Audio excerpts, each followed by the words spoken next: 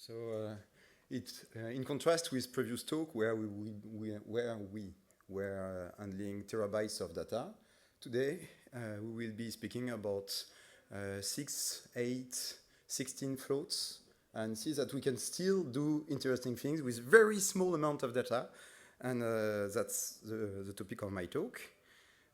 So yeah, I'm Serge, mostly a compiler engineer.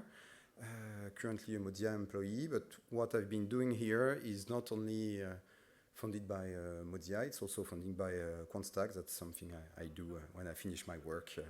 I do fun stuff. And when I started to prepare this talk, I thought, hey, maybe someone in the audience may not be familiar with xsimd instruction. And so I started, yeah, I need to explain. And then it started to look like a teaching lesson, which I'm not very fond of. Well, I do that, but that's not the topic today. But still, it's interesting if you understand what I'm speaking about, right? So let's open the book of knowledge. So this is J.M. Day Tome from the Alpha revision of Magic the Gathering. So the book of knowledge. And this is not an illustration from a trading card game, but this is a very modern Intel CPU.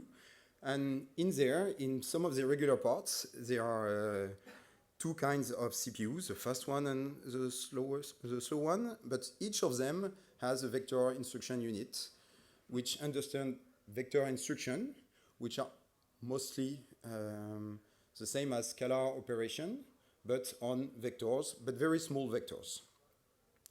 And basically, here on the right, you have a single operation on a scalar, but almost all modern CPU can do the same on pack or batch or vector of scalars. And the interesting aspect here is that it only costs one cycle of CPU to do the operation both on a scalar or on a vector. But in the end, you've done, in that case, 4 operations. So it's faster, it's some kind of parallelism, but you need some regular input or regular computation. But the good thing is that it's built in your CPU. It's not a GPU or hardware-specific thing. Everybody already has that. One of the important aspects of this instruction set is, of course, what kind of operation you can do. Of course, you always have addition, multiplication, some memory manipulation, and sometimes you also have some specialized instruction, like for cryptography, or more recently, for machine learning. So each instruction set brings new operations that you can do on these specific vector registers. And there is also the width of the register, that is the number of bits you can fit into a register, and the larger they are, the faster it goes. Just to give you an hint, on Intel back in the day, MMX was 64 bits, and now with AVX 512, it's 512 bits. So they get larger to get faster. But this is a very important property because it varies.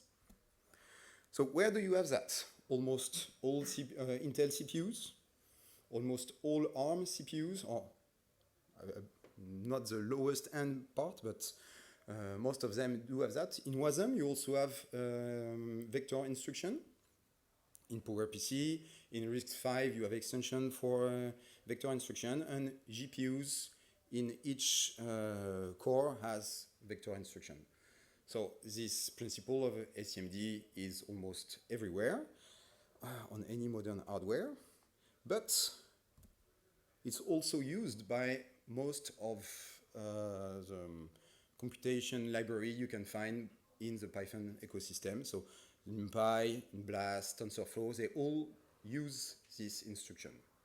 But of course, on some point, on some place, you have the hardware and you have the libraries, but there need a link between the two. And that's people like me who do this stuff. You don't need to worry about it, but it's good to know that it exists and maybe to thank these people, right? So that's why I'm here. So this is Goblin Welder from Urza's Legacy, and welding is what I will be presenting now. If you are a C or C++ guy, you may be used to use intrinsics. That's C-like function, but they are actually mapped to a single assembly instruction. And so you can write regular C code. In that case, you are doing some point-to-point array computation. So just to give you an hint, you have a loop. You first load data from memory to a vector register. This is a vector register. And then you do a specific fuse, multiply, add operation on the data you just loaded. And then you store that back to the array. So it's a very simple loop for the sake of this presentation. And yeah, the name of the instruction may look a bit weird, but that's fine. If you know the API, you can program like this. But this is specific to AVX2 with FMA extension. So you can only use this instruction set for a specific CPU. So it's not portable at all. And well, you still need to know all the details, so it's a bit tedious to write. And you will need to write this for each Intel processor generation. So it's good because you get paid for it and it justifies your job. But you may be willing to do something more fun during your working time. Especially as if you now want to target ARM, you write a similar looking loop, but it's not the same instruction set. So it's different names and different type for the vector register. By the way, so that's the neon instruction set, and it's much more explicit than the Intel one. But yeah, you're just rewriting the same logic, but for a different hardware, so using different instruction. And that's not what you want to do. So what you're looking for is some kind of abstraction. So say, yeah, because the structure is always the same, you have a loop, and you iterate by size of register, and then you load some data, you perform some computation, and then you store it. And here it's both more explicit, and there is nothing arc specific there.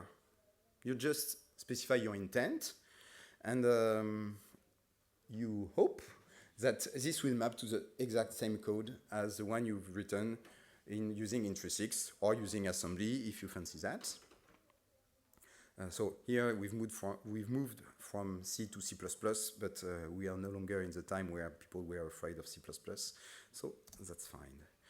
There was an important point here, it's costless abstraction, because yeah, it's higher level, but most of the time when you get higher level, you pay for it, which is fine, but in that case, you're at the inner loop of your core, you don't want to pay for anything. So, because I'm feeling bored, I will open if the network access is fine. Yeah. So this is on Godbolt. So it's an interactive online. It's a way to interact with several compilers online and to get the output in form of assembly. So here I'm using Clang. I'm activating AVX2 with FMA extension, optimization level descent, and no neural loops just to have the assembly that fits in one screen. And here is the code I presented in my slide, and this is the output. And well, you may not be familiar with assembly, but it's short. You have this strange looking instruction with this oddly named register. This is an AVX2 register, 256 bits, and yeah, a load, computation, a store, basically. And then the loop post-lead. But the nice thing is here, so there are several nice things.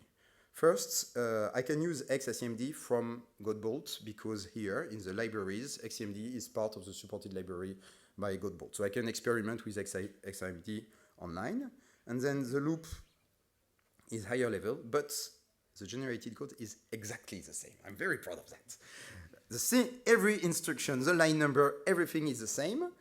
I just had one different flag here.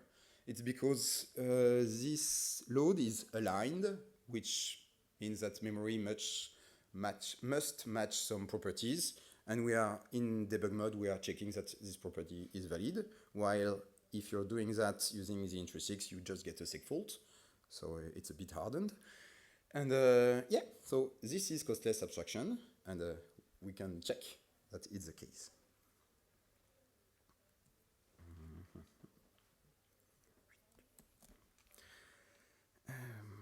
so that everything looks good. You have a library, it's higher level, and it's more portable than when you write assembly using Intro6. So now, besides the mirror, why the file drain? It's because we are looking to ourselves. So xsimd is a project I co-developed with Joanne, who is here, and a few other people. So it's a C++ wrapper around different vector instruction sets. We support Intel from SSE2 up to different flavor of AVX 512. But we also have support for ARM, both 32 and 64 bits Neon, and the scalable vector extension, but with fixed size. RiscV, Wasm. We have a CPU fallback so that you can check that your code written using xsimd is still working on your CPU without any vector instruction, just to run debug stuff or to make sure your algorithm is working correctly. And we also have the equivalent of libmath, but using the xsimd namespace and following the same convention so that your scalar code and your vector code just use exactly the same name, just for consistency. You write your xsimd code in a generic way, and then based on the compiler flag, it will dispatch this C++ code down to the right Intro6. And if a specific version is not, a specific instruction is not available on that instruction set, then you have different way to implement it, either using lower level instruction sets or using scalar. You don't need to handle that from a developer point of view. It's the library who does this kind of static dispatch. And you also have a dynamic dispatch where you have a critical piece of code and you want your code to run on different architecture. So you will need to compile the very same function for different instruction, and then at runtime, depending on the CPU capability, you will switch to the right kernel. So it's not the compiler who decides which instruction set is available. It's the runtime that detects, okay, here we have AVX2, so let's use this AVX2 kernel. So you don't dispatch at instruction level, because that would be too costly, but you can write a generic function, and xsimd does the dispatch for this higher level function at runtime. And another nice property of xsimd is it's only 25,000 line of code, which is rather small. It's header only, so it's easy to distribute. The constraint on the C++ language is not too high. So compared to other approaches, it's small, it works, it does its job without being too fancy, which sometimes is a good property. And because it's nice to honor your header, xsimd is derived from the code of boostSCMD, which is now dead, but it's not only from our brain. Some smarter people than me did a large part of the job. Speaking of smarter people, it would be not very decent to not mention that Google also has a similar library called Highway, which is much larger in terms of code, but it exists. There is Eve, which has higher requirement on the C++ version, but does a very similar job to what we do. And there is currently a proposal to add SCMD support to the C++ standard library with an experimental implementation by VC. So the idea is not super original, and not to be surprised that many people had it and are deploying it in different ecosystems. Diversity, that's fine. But that's the others. Let's speak about us a bit more. This gives you a hint about the implementation of a specific function inside xsimd, and this one is generic. That is, it does not depend on any architecture, and because I want you to be involved in my talk, I skipped the name of the function, and from what it does, you may be able to guess its behavior. So it does not use anything specific to an instruction set, but it's basically, it takes a register as input here, self, computes the difference with the maximal representable integer for that particular type, computes a mean, and then add it. So this is a saturated add. Okay, and if it saturates, which is computed by this mean, then you've got the numeric limits, otherwise you got the addition.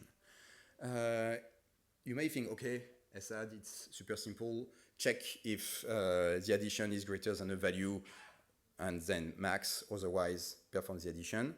But that's not how it works, because that would lead to undefined behavior for signed integers. So this is the unsigned version, and this one is correct.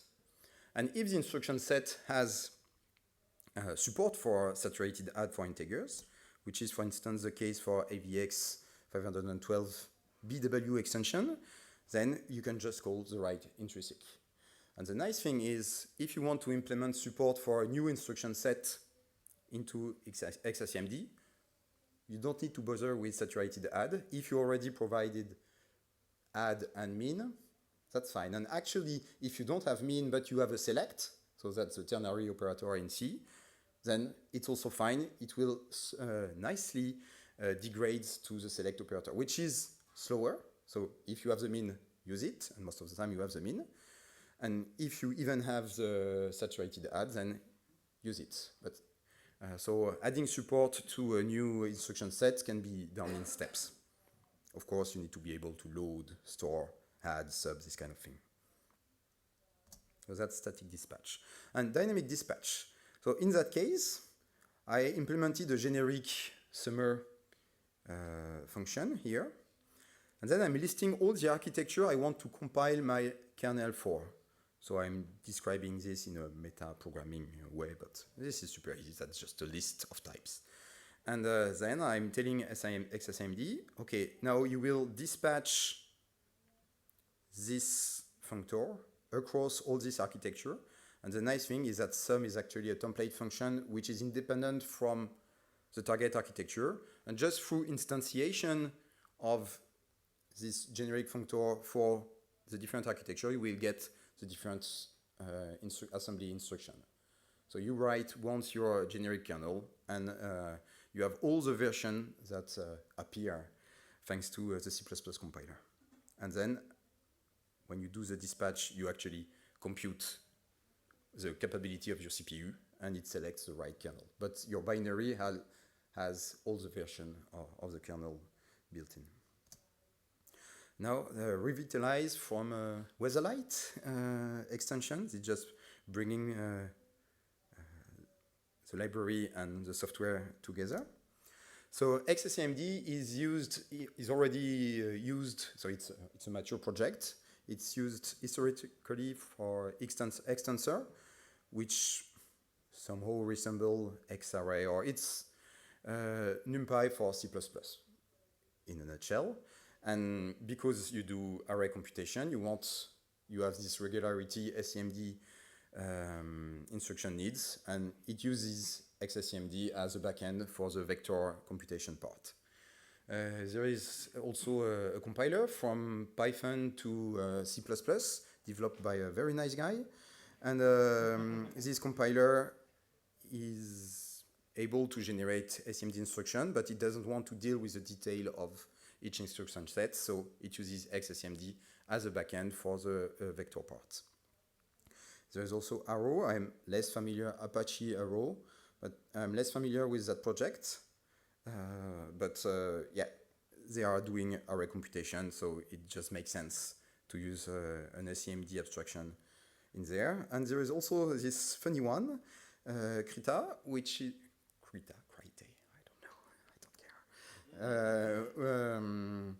it's like a GIMP. You can draw things, and so you have signal processing inside and image processing. And image processing is really targeted for SCMD instruction.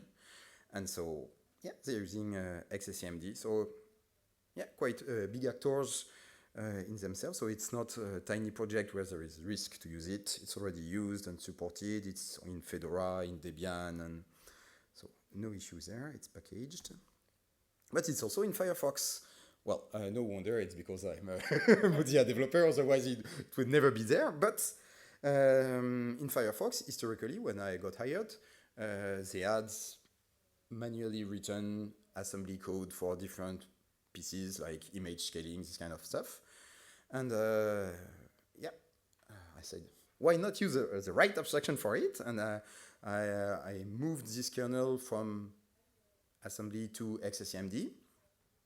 And this is an example from the Firefox code base. And the interesting thing is here is actually that line, because it's a quite high level way to say if, so I've been loading a vector here, and then I'm performing a mask there and checking if any of the bits are on, and if at least one of them is on, I return because I found my pattern. This is very high, it's a very high level way to specify my intent, but I had to verify before committing to Firefox that it was generating the exact same code as the original assembly. So even if you have this high level specification of your intent, it does map to the right assembly code, which is nice. And when I did this migration, so I had a commit, and so let's have a look to the git diff for that commit. That colon is the thing that got added, and this is the colon that got removed.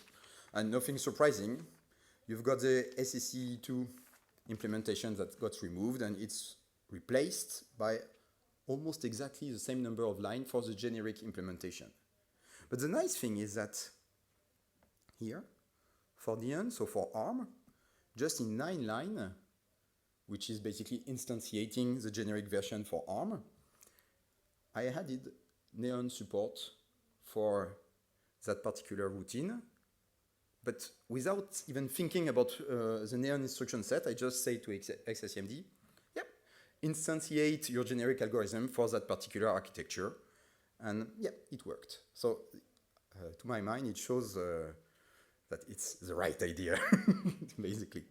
So that's the kind of diff you want, adding feature without adding code, right? But, oh, no, this is in French. Oh, it's not possible. But in Firefox, you have this translate page thing. And I will translate from French to English and hit translate. Wasn't that super blazing fast? Yeah, it was. And this is because of xsimd and my work on that topic. So there is, as you understood, a built-in translation engine in Firefox. It works offline. So even if I don't have network access, it works, which from the privacy point of view is a good thing. But from a computation point of view, it means that you need to do your matrix multiplication thing fast. And that's that small project, Gemology. So that's matrix multiplied for, checking if the translation is okay, it seems to be. So that's floating point numbers, but because AI doesn't make sense, it doesn't require good accuracy, so we are switching to 8 bits representation, losing a lot of accuracy, but it doesn't matter. And yeah, we did all the AI thing as it should be done, but it's done using this specific implementation, which supports a large variety of instruction set, basically all the one supported by xsimd, and we remove the one we don't consider worthwhile for our users. And I need to mention this specific instruction set. That's vector neural network instruction, because as I told at the beginning, Intel and ARM are providing instruction set for specific operation, and because AI is a thing, there is one single instruction that does all the job, and so basically Gemology has the core of the matrix multiply and the quantization and stuff written in a generic way, and then it all falls back to calling this specific instruction in the right way. We have this for Intel, we have this for ARM. So the whole project only takes 1,000 lines of code to have a generic matrix multiply that works very fast. It's not multi-threaded, but at some point it will be. And it's also based on an existing project which had support for less instruction set, and we moved it to xsimd, getting all the benefits without having to turn on the brain to implement the actual matrix multiply. Yeah, so if you're interested both either in xsimd or gemology, here are the links. The pluk is me, and I need to thank Johan for working on xsimd, Joel for giving me a lot of hints, Marco for the Firefox parts, and Konsak and Mozilla for letting me work on that topic. And I'm right in time.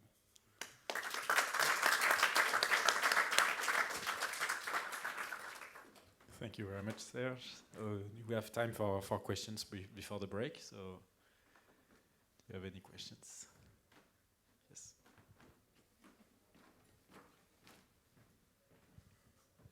Hi, thanks for sharing this.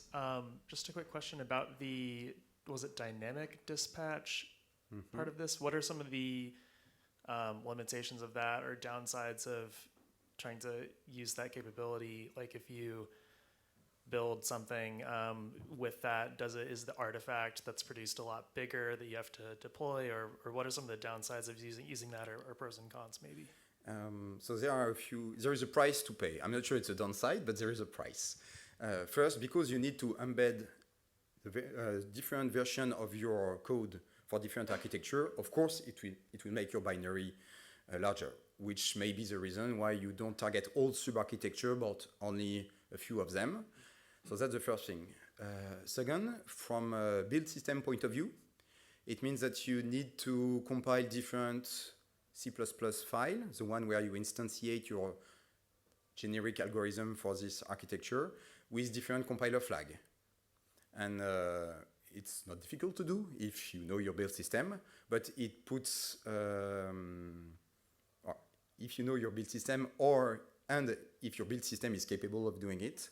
For instance, if you're using just distutils to compile a native extension, it may be a bit more difficult than if you write it using Mason or CMake, but otherwise you need to be able to specify different compiler flags for different compilation units.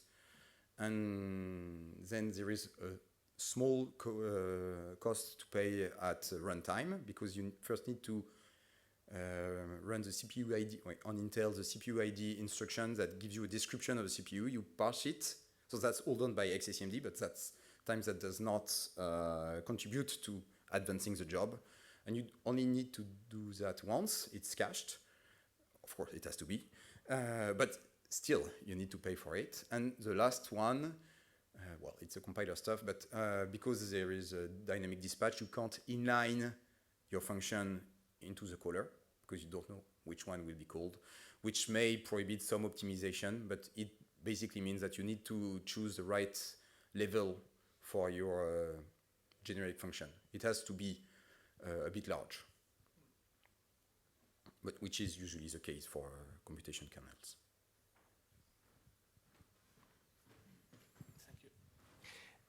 You showed before that with the xsimd, you could obtain exactly the same code in terms of lines of codes and what was written and everything. Is there any guarantee as well in terms of the accuracy of the result? Like, because I could assume that from one instruction set to the other, you get a mismatch in terms of results. Do you try to enforce some kind of guarantees with respect to that? Your question is formulated in a way I can answer yes, because you said you try. What's your attempt? Different things. Some instructions have different accuracy by design. For instance, there is a reverse square root, which it's written in spec. It gives you an approximation of the inverse of the square root, but in a very fast way. So, and this approximation may be different across, but then when you use it, it's part of the documentation. This is for a fast, same for fuse multiply add, It has more accuracy on if you do it using a vector instruction compared to if you do it with scalar operation, a plus and a multiply. And so you may get different results. That's part of the implicit contract. And that you can have some differences. That being said, in our CI, we compare every scalar operation with its vector counterpart.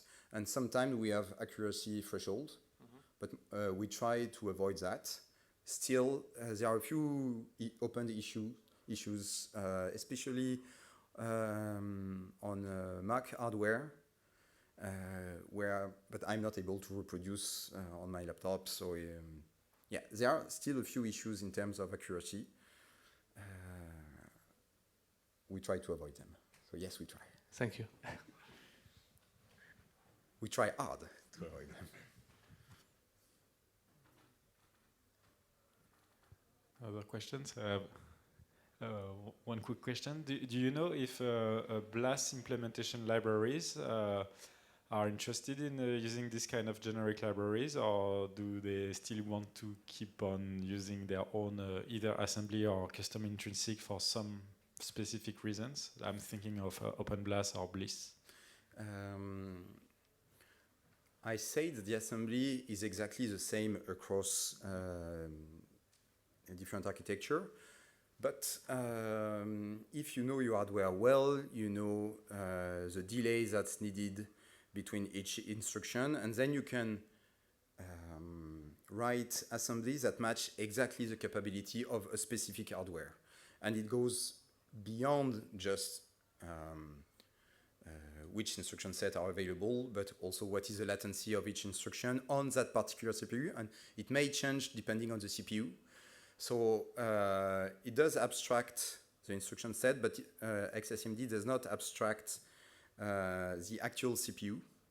And there are some property of the CPU that matters when you do BLAS, which we don't abstract. And in that case, they would be reluctant to use xsimd because like the unrolling factor or the way you schedule individual operation may have an impact, and the compiler are not still not able to schedule the instruction in a way that matches the specificity of the processor.